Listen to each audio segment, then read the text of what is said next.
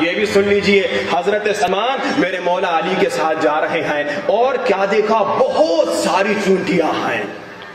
اب علی والوں غور سے سننا، بہت ساری چونٹیاں حضرت سلمان فارسی نے دیکھی اور دیکھ کر کہا یا علی، میرے مولا علی، کتنی عظیم ہے وہ ذات خدا جو چونٹیوں کی تعداد کو جانتا ہے۔ بس اتنا کہنا تھا۔ میرے مولا علی نے کہا ایسے نہ کہو، اللہ تو بہت عظیم ہے، یہ تو میں علی بھی جانتا ہوں، یہ تو میں علی بھی جانتا ہوں کہ ان میں کتنی چونٹیاں ہیں، بلکہ میں علی یہ بھی جانتا ہوں کون سا نر ہے کون مادہ ہے، میں یہ بھی جانتا ہوں کون نوکر ہے کون غلام ہے کون سردار ہے، یہ کہنا تھا۔ اور میرے مولا علی چونٹیوں کے سردار کو اٹھاتے ہیں اور پوچھتے ہیں اے چونٹیوں تم یہاں کیوں آئے ہو؟ تو چونٹیوں کا سردار کہتا ہے میرے مولا علی، ابھی ہماری عبادت کا وقت تھا، ہمیں خبر ملی آپ ہمارے گھر کے قریب سے گزرنے والے ہیں، تو میں نے ساری چونٹیوں کو کہا جلدی سے باہر نکلو کہ مظہر عبادت علی آ رہے ہیں۔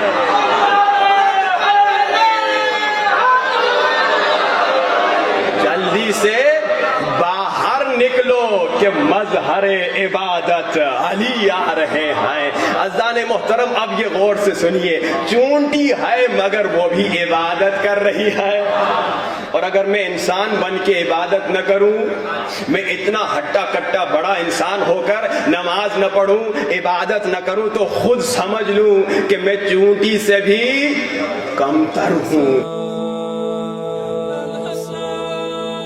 یا ابن الحسن کجایی؟